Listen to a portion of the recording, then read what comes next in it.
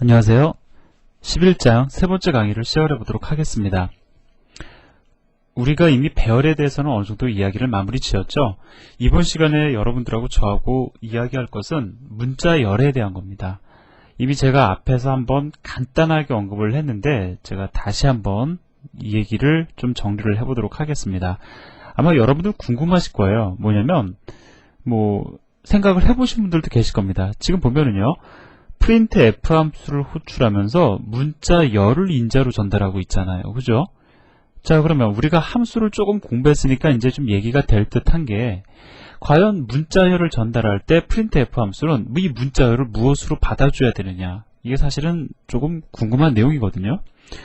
자, 그런데 일단은 궁금하시든 궁금하지 않으시든 제가 이 함수 호출이 이루어지는 관계를 갖다가 지금 여러분들에게 한번 설명을 드리려고 합니다. 그런데요, 그게 여러분들이 포인터를 잘 알고 계셔야지만 사실 이해할 수 있는 내용인데 우리가 아직 포인터를 공부 안 했잖아요. 그죠?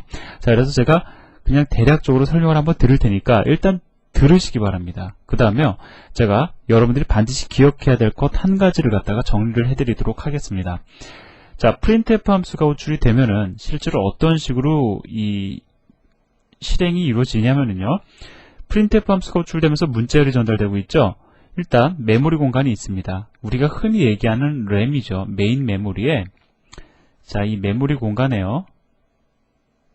일단 헬로 월드라는 저 문자열이 올라갑니다. 자, 메모리 공간에 올라가요. 자, 그러면 메모리 공간에 문자열이 올라가고요. 그 다음에 이 문자열 위치에 무엇이 오게 되냐면 여기에 뭐가 반환이 되어서 넘어오게 되냐면 이 문자열이 저장이 되어 있는 메모리의 주소값이 반환이 됩니다. 이 주소값이 넘어오는 거예요. 자, 따라서 이 문장은 사실 어떻게 바뀌냐면 이거 조금 어려운 얘기가 될 수도 있습니다. 아직 포인터를 우리가 공부하지 않은 입장에서 한번 그냥 그래도 들으시면 나중에 좀 편하실 거예요.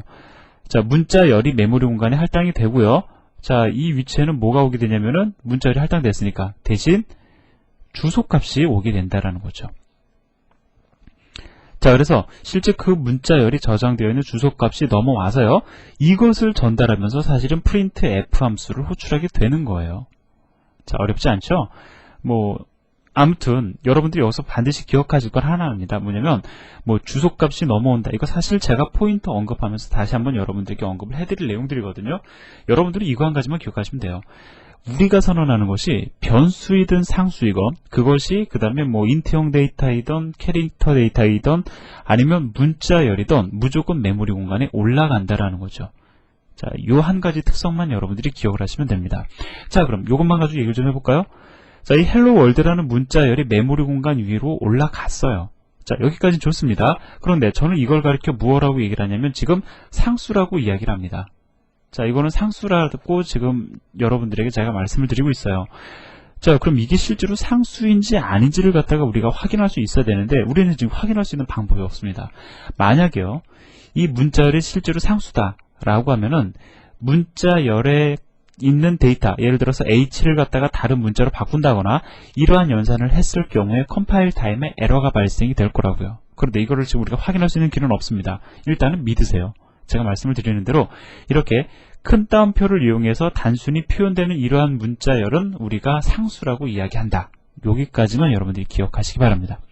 자, 그러면 우리가 보통 원하는 건 뭡니까? 조작이죠. 뭔가 좀 변경도 해보고 여러 가지로 좀 작업을 좀 해보길 원해요. 즉, 예를 들어서 문자열을 저장한 상태에서 끝나는 게 아니고요. 문자열이 가지고 있는 데이터를 갖다가 요리조리 조금 조작해 보기를 원한다라는 겁니다.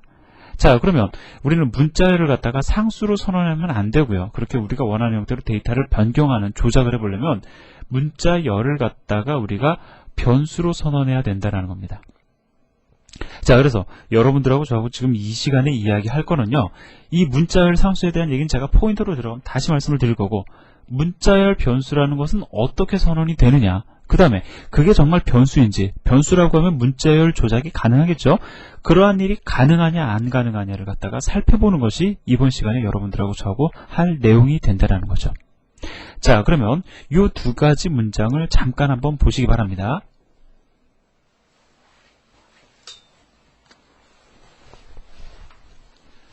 자, 보셨어요? 자, 지금 보면은, 제가 지금 잠깐 뭐 좀 다른 거 하느라고 사실은 여러분들에게 좀 시간을 드린 겁니다. 자, 지금 보면은요, 여기, 이거 한번 읽어볼까요? 여기까지만 여러분들이 좀 읽어보세요. 자, 여기까지만 한번 읽어보시기 바랍니다. 어떻게 읽으면 되죠?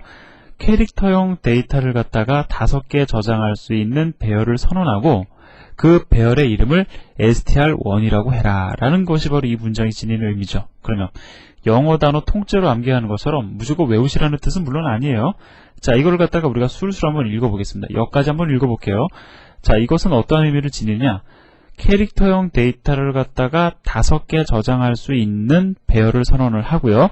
str1이라고 이름을 주고 그 다음에 그 배열에다가 굿이라는 문자열을 저장을 해라 라는 뜻이 된다라는 겁니다. 자, 그러면 우리가 그림으로 한번 제가 그려볼게요. 자, 캐릭터형 데이터를 5개 저장할 수 있는 배열을 선언하고, 자, 우리 일단 배열부터 선언을 해봅시다. 하나, 2개, 3개, 4개, 5개 저장할 수 있는 배열을 선언을 하고요. 이름을 str1이라고 붙여주고요. 그 다음에 오른쪽에 존재하는 데이터, 이 굿이라는 문자열을 저장을 하라라는 거죠. 자, 한 요소에 한 문자씩 집어넣으면 됩니다. 이렇게 집어넣으시면 돼요. 이렇게 들어갑니다. G, O, O, D. 자, 이렇게 들어간다라는 거죠. 자, 근데 좀 이상한 부분이 있죠. 지금 보면은 실제로 지금 문자열의 길이는 그 4인데 언뜻 우리가 봤을 때는 길이가 4인데 배열의 길이는 5로 할당해주고 있어요. 여기 뭐가 들어갈까요? 자, 요거에 대한 건 우리가 잠깐 궁금증으로 그냥 좀 남겨두도록 하겠습니다. 자, 일단 이렇게 남겨두고요. 자, 두 번째 요 문장을 갖다가 분석을 해보자고요. 자, 이번에는 자, 어떻게 될까요? 지금 보니까는 문자열의 길이, 아니죠. 배열의 길이를 갖다가 어떻게 할당해 줄 거냐, 이거에 대한 정보가 없습니다. 그죠? 그럼 오른쪽에 있는 데이터를 참조해서 길이를 결정 짓는다고요. 문자열의 길이가 어떻게 되냐면요. 하나, 둘, 셋, 넷, 다섯, 여섯, 일곱이죠. 7. 그럼 7이 넘어가는 게 아니고요. 플러스 1. 자, 문자열의 길이 플러스 1만큼 해서 총 8이라는 숫자가 컴파일러에 의해서 여기에 채워지게 됩니다. 자, 그럼 과연 왜 플러스 1을 해주느냐? 자, 이것도 역시 여전히 궁금증으로 잠깐 남겨두자라는 겁니다. 자, 이게 무엇냐? 자, 이건 궁금증으로 우리가 남겨두자라는 거예요. 자, 그래서 그러한 배열이 선언이 되고 그 다음에 모닝이라는 문자열이 들어가게 된다라는 거죠. 자, 그래서 우리가 이렇게 배열을 선언하면은 이 배열은 문자열을 저장하고 있기 때문에 우리가 문자열 배열이라고 얘기를 하는데 그냥 문자열 변수라고 이야기를 하는 게 훨씬 더 정확한 표현입니다. 왜 변수예요? 문자열이면 아시겠죠? 문자열이 저장되어 있으니까 문자열이에요. 왜 변수느냐? 배열은 기본적으로 변수의 특성을 지니죠. 예를 들어서요. 이 요소에 우리가 직접 접근해서 데이터 변경하는 거 가능하잖아요. 한번 바꿔볼까요? 예를 들어서 이렇게 쓰면 가능할 겁니다. str1이라는 배열에 0번째 인덱스에 있는 문자를 예를 들어서 K로 바꿔라.